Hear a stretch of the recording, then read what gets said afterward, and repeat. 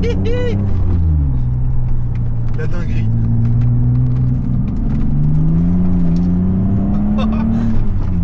Qu'est-ce que c'est que cet engin? C'est exceptionnel. Et ça l'a fait avec une facilité.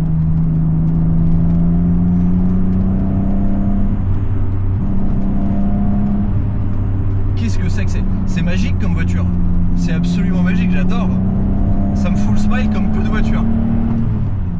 Avant de parler du V12 BMW que vous avez vu sur la miniature, je me trouve dans un V8 BMW dans une M5 F90 pour vous parler du sponsor du jour, Carly, que vous connaissez certainement. C'est une solution qui se branche sur le port OBD de votre voiture et qui vous permet entre autres de vérifier le kilométrage, de faire un diagnostic sur l'état de santé de votre voiture et de coder certaines options. Démonstration concrète avec cette BMW M5 F90 de 2019. Je branche le boîtier sur le port OBD et il me suffit de lancer le diagnostic sur l'application pour voir apparaître un certain nombre de codes défauts. Alors il y a leur gravité, les actions à suivre, tout ça simplement en se connectant sur le port OBD de la voiture. Et là par exemple je vois qu'il y a un code défaut, enfin il y a 2 ou 3 codes défauts importants sur la voiture.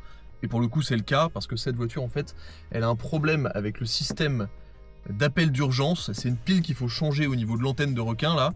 Et il faut démonter tout le plafonnier pour le faire et il n'y a que BMW qui peut le faire. Le reste qui apparaît, c'est des petits codes défauts qu'on peut supprimer de la même manière qu'avec une valise, sauf que là, c'est chez vous. Avec la fonction codage, on peut aussi changer certaines options sur la voiture. En l'occurrence, j'avais envie de mettre un logo Alpina lorsque je démarre la voiture dans la M5. Donc voilà, grâce à la fonction codage, j'ai pu faire ça. Et bien sûr, lorsque vous voulez acheter une voiture, en plus de vérifier les codes défauts, vous pouvez aussi vérifier le kilométrage. Là, on voit que le kilométrage qui est affiché sur l'application Carly est bien le même que dans la voiture, donc le kilométrage de cette voiture n'a pas été trafiqué. Ça peut servir lorsque vous voulez acheter une voiture. Alors celle-ci, en l'occurrence, elle est déjà vendue, mais vous avez 15% avec le code TGD15 sur votre boîtier Carly. Le lien est dans la description. Merci à Carly d'avoir sponsorisé la vidéo et maintenant on passe sur le V12. La dernière fois que je vous ai parlé de gros coupés de luxe qui décotent, on peut dire que ça vous a un peu plu. Je parle bien évidemment de la BMW 650i que je vous ai présentée il y a quelques semaines. 130 000 vues plus tard, bon, l'intérêt pour ce genre de voiture qui paraissent intéressantes au premier abord mais qui parfois cachent des coûts d'entretien très élevés, ce qui explique leur décote. Donc aujourd'hui j'ai décidé de vous présenter un véhicule qui va encore plus loin en termes de coûts d'entretien, en termes de décote, en termes de voitures qui font peur mais qui sont absolument fascinantes parce que pour moi ce sont des anomalies dans l'histoire de l'automobile. Je veux bien sûr parler de la BMW 850 CSI de 1992, une voiture exceptionnellement compliquée, une voiture exceptionnellement trop. C'est vraiment les années 90 où le luxe c'était la technologie au maximum, le plus gros moteur possible. On était loin des considérations modernes qu'on connaît où il faut que les voitures soient efficientes, qu'elles soient, alors j'allais dire moins lourdes, mais non, c'est pas vraiment une vérité. Mais ça vraiment, c'est l'opulence absolue des années 90 et c'est pour ça que je vous la présente. C'est un véhicule ultra intéressant. Vu que je suis habillé comme un prof d'histoire géo, il faut que je vous parle un peu de l'histoire, de la création de cette série 8. Parce que dans l'histoire de BMW, c'est un véhicule assez particulier, mais c'est aussi une époque particulière, les années 90. C'est une époque où les grands coupés sport luxe avaient vraiment la cote. La première série 8 du nom, la 850i V12, a été présentée en 1989. Mais à cause d'un tarif assez exorbitant et de pas mal de difficultés à trouver sa place sur le marché, la voiture a rapidement évolué en 840 Ci, donc une version un peu moins puissante avec un V8 aussi un peu plus abordable en 1992. Et c'est également en 1992 qu'a été présentée la 850 CSI, la voiture dans laquelle je me trouve. La 850 CSI, c'est la version la plus extrême de ce grand coupé de luxe qui venait concurrencer à peu près des mêmes années la Mercedes SL600 avec son V12, la Jaguar XJS V12 qui est à peu près des mêmes années, la Corvette C4 ZR1, la Porsche 928 GTS ou encore la Ferrari 456 GT. L'objectif de toutes ces voitures était très clair, avoir la technologie la plus gargantuesque, je sais même pas comment l'expliquer, mais c'était le tout ou rien, c'était on met tout dans la voiture ou rien. Et la 850 CSI, je trouve que c'est une voiture qui représente parfaitement cette époque, de l'ultra technologie de l'époque. Je vais vous présenter l'intérieur, mais c'est, enfin, il y a de quoi faire pâlir un Airbus, J'ai vu cette expression dans un article de magazine de l'automobile sportive, ça m'a beaucoup fait rire et c'est assez vrai. Et en plus de ça, la technologie du châssis, la technologie du moteur, c'est assez exceptionnel. Mais déjà, les portes énormes, du cuir partout, une petite poche ici. Là, c'est molletonné. La porte est d'une lourdeur. Je sais pas combien ça pèse, mais c'est vraiment énorme. Bam! Je pense que ça s'entend quand ça se ferme. Ici, vous avez le réglage des rétroviseurs, les vitres avant et les vitres arrière, parce que vous avez vu ici, il n'y a pas de montant. Ça donne un profil absolument exceptionnel. Les ceintures sont accrochées au siège, ce qui fait d'ailleurs que les sièges sont extrêmement lourds. Tout est lourd de toute manière. C'est gros, c'est molletonné, frein à main ici. Petit truc à cigarette là. Ça je vais vous en parler, c'est exceptionnel. Ici des rangements dans tous les sens. Là-dedans, il y a une trousse de secours. Je sais pas comment ça s'ouvre, mais il y a une trousse de secours là-dessus. Les sièges, vous mettez clairement personne dedans. Toit ouvrant. Ici, c'est du cuir, mais le plus important, c'est là. Déjà, poste de BMW oblige, tout est tourné vers vous. Ici, on a les sièges chauffants sur 2 niveaux. Ça, c'est le mode confort, mode sport. Ça, c'est le SP. Ici, vous avez toutes les commandes. Il y a un bouton pour chaque commande. Toutes les commandes pour la clim automatique. Ici, vous avez l'ordinateur de bord. Je vais le démarrer après pour vous montrer. Ça, il y a un truc. Ça date des années 90 aussi. Il faut que je vous le montre. Ici, vraiment, c'est gros tableau de bord bien haut et tout tourné vers le conducteur. Je trouve ça magnifique. Là, les boutons pour régler les phares, le chauffage du pare-brise, la hauteur des feux. Ici, l'allumage des compteurs. Là, pareil, les feux à l'intérieur. Le volant, évidemment, est réglable. Et vous allez voir, quand je démarre, quand je mets juste le contact de la voiture, tous les bruits qui se passent dans la voiture. Déjà, ça passe.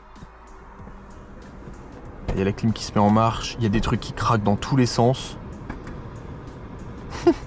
C'est absolument génial. Ah ouais, ça j'ai vu ça aussi. Regardez, la boîte à gants.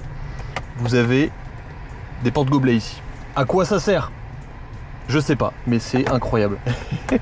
c'est complètement lunaire. Là-haut, il y a aussi un truc. Ah non, ça c'est l'airbag. La conso, 23 litres 1, normal c'est un V12. Température extérieure, vitesse moyenne, truc de distance, check control OK, autonomie. L'ordinateur de bord incroyable, le timer OK pour... Ça je sais pas quoi ça je sais pas à quoi ça sert, si quelqu'un le sait je sais pas. Mais ça surtout, ça regardez. Donc là ça s'ouvre et derrière vous avez une télé. Franchement c'est génial. Moi j'avais pas connu ça, je suis trop jeune mais alors, je sais pas à quoi servent les boutons. La dernière fois on a réussi à mettre la télé dessus. Moniteur visuel. Et c'est pour ça que vous avez ça. Ça c'est la télécommande pour gérer ce truc. C'est absolument... C'est trop bien, shortcut, il y a un bouton derrière. C'est trop bien. Donc ça, hop, je le remets là. Et là, écoutez le bruit du démarreur du V12.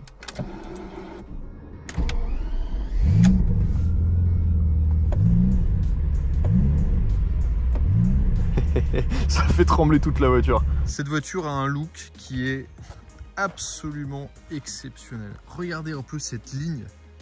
La longueur des panneaux de carrosserie sur cette auto, c'est fantastique. Franchement, je suis absolument fan du look. Alors les 850 CSI avaient différentes jantes en option. J'aime beaucoup celles-ci qui ont un style assez néo-rétro, qui font un peu penser au BBS des E30, mais ce nez... Alors comment reconnaître une 850 CSI? C'est relativement simple. Déjà, il y a cette petite lèvre à l'avant du diffuseur qui est différente ici, qui descend un petit peu plus bas. Les rétroviseurs M, qui ont un style assez particulier puisqu'ils remontent. Ça, vous pouvez pas vous tromper avec ça. Mais aussi à l'arrière, avec les quadruples sorties d'échappement. Et cette partie du diffuseur qui est aussi spécifique sur la 850 CSI. Le look est vraiment absolument exceptionnel. C'est tellement beau, tellement élégant. Je suis vraiment fan. Et pour ouvrir, alors je peux pas le faire en tenant le téléphone parce qu'en fait il faut pousser les deux poignées là pour ouvrir le capot. Et voilà le monstre avec, ça j'adore, regarder, la découpe des phares dans le capot. L'immense V12 5,7 litres powered by M. Ça a tellement de gueule. Là, La chaleur qui se dégage de ça, comme toujours sur les BMW, granit silver métallique, donc gris granit. Oh là, qu'est-ce que c'est cool! J'adore cette caisse.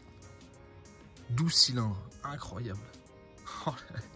Ça, ce truc-là, là, il doit être ouvert souvent pour remettre de l'huile. Ah là là, c'est marrant cette couleur un peu jaune qu'il a. T'as la chaleur qui se dégage de ça. C'est... J'adore. Je suis trop fan de cette bagnole. Puis ça a une gueule.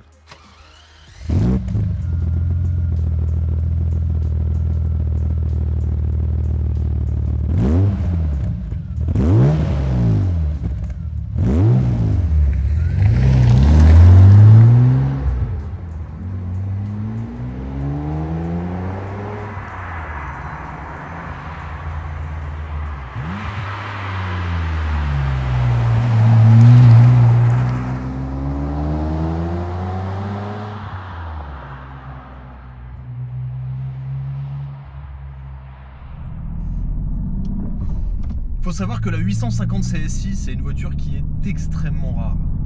Parce qu'à cause de son prix, qui était à l'époque de 775 000 francs français, ce qui fait à peu près un équivalent de un peu moins de 120 000 euros, c'est une voiture en fait qui n'a pas été très comprise, très achetée, et donc il y en a vraiment eu très peu. Donc en prendre le volant, c'est un privilège assez rare. Alors vous noterez un truc, c'est que je suis assis très haut parce que le système qui permet de descendre le siège ne fonctionne pas, donc il est réglé au maximum. Qu'est-ce que ça fait de conduire une voiture comme ça? Parce que c'est une telle ébauche de technologie, avec quand même un V12 atmosphérique de 5,7 litres de cylindrée, 380 chevaux, 550 Nm, boîte manuelle 6, propulsion, et des technologies comme les roues arrière directrices. Alors à l'époque ça s'appelait pas encore comme ça, je vous mets le nom en allemand parce que je ne saurais pas le prononcer, mais il y a un système avec des vérins à l'arrière qui poussent les roues jusqu'à 1,8 degrés, ce qui permet à la voiture d'avoir une stabilité absolument hallucinante dans les virages et d'être vraiment l'ultra cruiser d'autobahn. Les premières choses qui marquent dans la voiture immédiatement, déjà visuellement il y a un truc, il se passe quelque chose. On est dans ces gros fauteuils, tout l'habitacle tourné vers nous, les tout petits rétroviseurs M. C'est tout de suite une voiture qui est très amicale, qui vous accueille, qui vous dit viens rouler des milliers de kilomètres à mon bord. C'est très confortable, c'est un peu ferme. On sent le côté motorsport parce que cette voiture justement, elle a été développée en partenariat avec Motorsport. Alors elle s'appelle pas la M8 parce que la M8 qui a failli exister n'est malheureusement restée qu'un concept. En fait au début des années 90, McLaren s'est rapproché de BMW pour faire des essais sur un certain V12 qui s'est peut-être retrouvé dans une McLaren F1 après.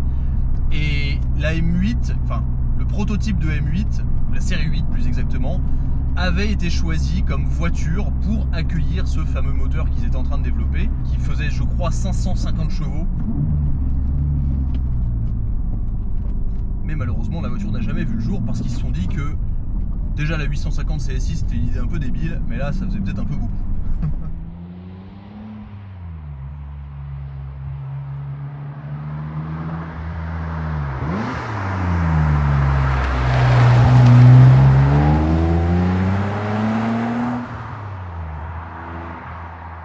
Là pour l'instant je suis en mode confort, on va passer en POV en mode sport tout à l'heure pour que vous puissiez vraiment vivre l'expérience. Mais c'est une voiture, oh là là putain, ça décolle, la vache. C'est une voiture qui est d'une facilité absolument déconcertante à conduire. Malgré le gabarit, la voiture fait 4,7 m, donc c'est assez immense. C'est lourd aussi, ça pèse 1,8 tonnes. Mais tout est doux, tout est souple. Le V12, alors vous l'entendez peut-être, il y a un silencieux qui rend la voiture un peu plus sonore. Et à l'intérieur, on a aussi, je sais pas si vous le percevez à l'écran, mais on a aussi des sifflements un peu de fonctionnement mécanique. Je me souviens avoir déjà entendu ça dans l'Aston Martin DBS avec le V12 atmosphérique, où on a des bruits mécaniques juste de fonctionnement de moteur, parce que V12 5,7 litres de cylindrée, c'est quand même des grosses gamelles. Tiens, je vais passer la voiture en mode sport. Alors. Ah bah c'est instantané, oh la vache. Alors c'est un accélérateur électronique, mais je sens... Ah oui, immédiatement... Ah c'est dingue ça, attends. Je le repasse en confort. Donc en confort, là je suis en deuxième... Là je suis en deuxième vitesse. En confort, je sens que lorsque je vais appuyer sur la pédale d'accélérateur, il va y avoir une petite latence avant que ça parte. C'est pas instantané dans la pédale. Je sens que si je veux vraiment que ça parte, il faut que j'appuie fort et ça va monter progressivement. Alors que si je passe en mode sport avec le petit bouton de sélection, c'est beaucoup plus instantané. Là, ça m'envoie un peu plus dans le fond du siège. On entend vraiment bien le V12 derrière. Oh la vache, ça marche. La particularité des V12, c'est d'avoir cette double personnalité entre le couple, la capacité d'être vraiment utilisé entre 2000 et 3000 tours minute. Là, si je me mets en 5, je suis à 70 km/h. J'accélère et il y a quand même assez de couple pour que ça monte. Voilà, 80, 100, tranquille. Ah ouais, sur le talon pointe, rien à voir vraiment sur la réponse de l'accélérateur. C'est fou parce que à l'époque, ça avait été décrié parce que c'était une voiture qui n'était pas très dynamique. Enfin, on n'arrivait pas à trouver vraiment le positionnement entre sport et grand tourisme. Mais là, tout de suite, la voiture, elle est sportive, quoi. Enfin, dans son comportement, elle est directe. Elle n'hésite pas dans les virages. Et pour l'instant, je sens pas le poids, ce qui est quand même assez incroyable parce que je suis sur une route un peu sinueuse. C'est stable. La voiture se décompose pas du tout. Et le couple de tracteurs, c'est incroyable ces V12 parce que quand ça commence à prendre, c'est comme... c'est pas un truc qui vous colle au siège, mais on sent tout qui... Une espèce de force énorme, tu sais, comme une grande main qui te prend et qui te propulse. C'est assez fantastique et en fait ça prend un peu le souffle parce que c'est une... Ça vous colle pas au siège direct. Au contraire, ça... Tu sais, c'est lent, mais plus t'as... Enfin, c'est con ce que je dis, mais plus t'accélères, plus tu sens que ça décolle et t'as l'impression que ça s'arrête jamais.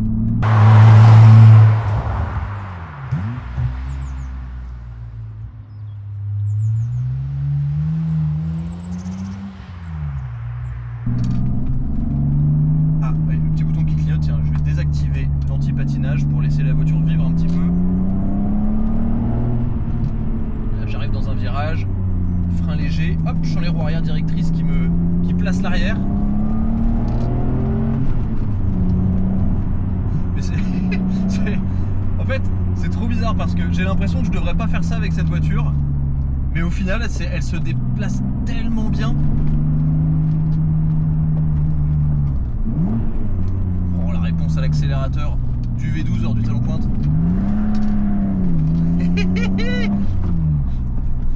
La dinguerie. La voiture, c'est incroyable, la voiture elle s'est placée, mais comme si c'était une M3. C'est ouf.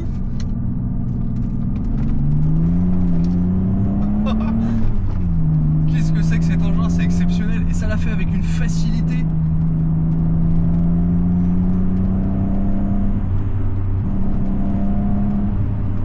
Qu'est-ce que c'est que c'est magique comme voiture. C'est absolument magique, j'adore. Ça me fout le smile comme peu de voitures. En fait, tout est tellement facile. Les prises de vitesse sont hallucinantes. Le comportement de la voiture est tellement sain. Franchement, le comportement de cette caisse, c'est absolument bluffant. Parce que là, je la mets sur un exercice pour lequel elle n'a pas forcément été pensée. Parce que c'est avant tout un grand cruiser d'autoroute. Et j'ai fait un peu de route dans cette voiture la semaine dernière. C'est d'un confort hallucinant. Le moteur fonctionne, enfin, en fait tout est facile. Pour moi, ces bagnoles là, c'est l'apogée vraiment du savoir-faire mécanique dans les années 90-2000. Pour moi, on a difficilement fait mieux que ça après, parce qu'après c'est aussi devenu plus lourd, c'est devenu plus technologique, plus compliqué. Je trouve qu'il y a un charme à rouler dans des autos qui à l'époque étaient mais le nec plus ultra de ce qui existait. Aujourd'hui, la 850 CSI, c'est une vraie voiture de connaisseur parce que il faut avoir envie de mettre 80 000 € là-dedans quand même. Sans parler, on en parlera, des coûts d'entretien qui sont absolument stratosphériques. C'est un V12, c'est une grosse voiture, il y a l'électronique dans tous les sens, je vous fais pas de dessin, c'est un enfer. Comme d'habitude, si jamais il y a des possesseurs parmi vous de 850 CSI ou de 850i ou de 840 CI dans les commentaires qui regardent cette vidéo, n'hésitez pas à partager votre expérience aussi d'achat ou avec cette voiture. Ce qui est certain, c'est que moi je trouve que ça a un charme absolument exceptionnel et c'est une voiture qui propose quand même de nombreux atouts. Déjà par sa technologie, par sa rareté, par le fait que ça soit un V12 et une BM, et surtout qu'on ait cette grand toureur qui soit capable de cruiser à 300 km/h sans la moindre question, mais qui soit aussi capable de faire un drift dans une épingle. Et ça, j'avoue que c'est quand même fantastique. Et c'est là où on retrouve le savoir-faire BMW. Oui, je suis un gros fanboy BMW, mais il faut reconnaître aussi ce qui est. En termes de dynamisme, même sur des voitures qui n'étaient pas faites pour ça, ça a quand même toujours été assez bien fait. Je dis pas que voilà, c'est ce qu'il y a de mieux, loin de là. Chaque marque a sa personnalité, son savoir-faire, mais BMW, pour des voitures cool à conduire, bon, et pour faire des moteurs aussi. Mais là, j'ai envie de reprendre l'épingle en travers comme je viens de le faire, quoi, tellement c'est drôle. Parce que c'est... J'essaie de trouver des comparaisons qui pourraient permettre de bien comprendre la conduite de cette voiture, mais en fait c'est un peu parfait. C'est un peu parfait, mais il y a quand même un côté complètement démesuré qui est fun parce que la démesure est accessible, parce que c'est facile et tout, mais qui peut aussi, si on la pousse dans ses retranchements, dévoiler un caractère complètement muscle car qui est quand même un peu ambivalent dans une grande GT de luxe, quoi. Et je trouve ça génial. Je trouve ça absolument génial. C'est rare. En fait, je vais vous dire pourquoi ça me fait autant sourire. C'est rare que des voitures me surprennent. Aujourd'hui, j'ai la chance d'avoir essayé beaucoup de voitures. Donc lorsque j'essaie une voiture, en général, 95% du temps, je sais à peu près à quoi m'attendre. Mais avec ça, je savais pas du tout à quoi m'attendre. Je savais pas si c'était bien ou pas bien. Je me suis dit, bon, une BM avec un V12, ça doit être rigolo quand même, mais parfois les V12, c'est pas marrant, parfois... Enfin, je savais vraiment pas à quoi m'attendre. Et en fait, j'adore parce que c'est complètement unique. C'est complètement décalé. Ça sert à rien. Ça sert à rien, mais c'est vraiment génial. Et surtout ça, quand on arrive à 4000 tours là dans la puissance du V12, on voit le compteur qui monte, mais alors comme si c'était une électrique, il n'y a pas d'interruption. Le son devient prenant dans l'habitacle et on est de plus en plus progressivement, on s'enfonce dans le siège, on a le corps qui s'éloigne du volant, les bras qui sont de plus en plus tendus, le cou qui part en arrière, et on se dit mais ça peut continuer comme ça jusqu'à 400 km/h, quoi. Alors la voiture est électroniquement limitée à 250, mais je pense que ça prend plus sans aucun problème. Et ce système de roue arrière directrice qui, couplé au train avant vraiment direct, ben ça en fait une super voiture pour se balader, quoi.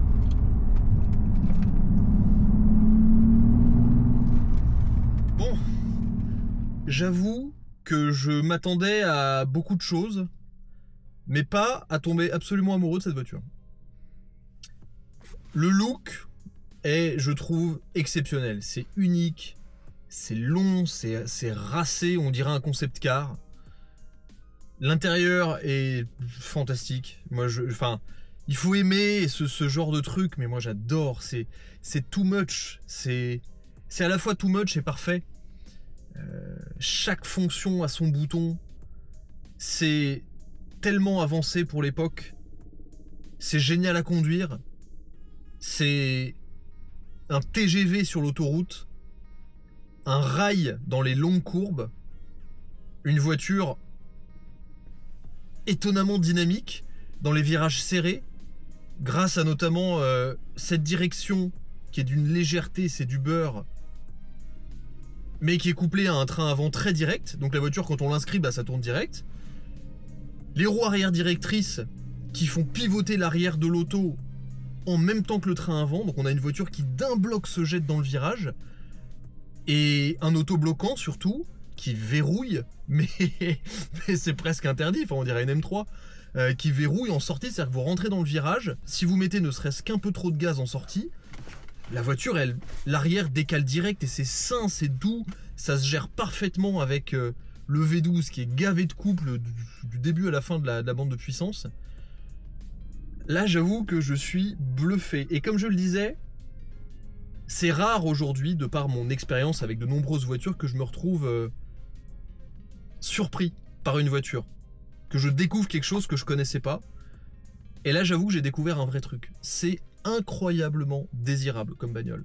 Alors qu'au début, je me disais, mais 80 000 euros, alors bon, ça coûte très cher, ça coûte extrêmement cher en entretien, c'est un nid à emmerde, il faut le dire, ça tombe tout le temps en panne, même si le V12 est relativement fiable, il y a de l'électronique dans tous les sens, il y a plein de trucs qui cassent, bon voilà, n'importe qui, je pense, pourrait le dire, ça coûte très cher en entretien. Mais, comme objet à conduire, en tout cas, c'est exceptionnel. Franchement, je m'attendais pas du tout à ça, et l'ajout du 4-bac à l'arrière, là, ça amène énormément parce que ça amène une ambiance voluptueuse qui prend l'habitacle, qui est pourtant très bien insonorisé, mais de l'extérieur, ça fait du bruit aussi. Franchement, là, je suis trop fan. J'adore cette caisse. Je me verrais bien rouler avec ça, même si je sais pas quelle place ça peut avoir dans un garage parce que c'est vraiment quelque chose d'unique. J'ai cité pas mal de compétiteurs au début de la vidéo. C'est un SL600, ce genre de caisse, c'est le même genre de voiture, mais ça, c'est beaucoup plus dynamique. Ils savent faire BMW. Hein. Bon, j'espère que ça vous a plu. Moi, j'ai adoré découvrir cette voiture. C'est vraiment, je suis trop content de voir qu'il y a encore plein de choses que je ne connais pas dans l'automobile. Et heureusement d'ailleurs, c'est pour ça que c'est un monde fascinant. Merci d'avoir regardé. Merci bien sûr à Overdrive Automobile. Vous avez vu les plaques d'immatriculation qui m'ont gentiment confié cette voiture pour l'après-midi. J'ai pu l'exploiter un petit peu sur les routes de Provence. Et ouais, très très content d'avoir essayé cette voiture. Maintenant, j'ai qu'une envie, c'est de repartir rouler avec. Bon, pas de refaire le plein, parce que là, juste le temps de l'essai, j'ai perdu un quart de plein. Je suis parti 2 heures avec. Merci d'avoir regardé, et à très vite sur The Globe Driver.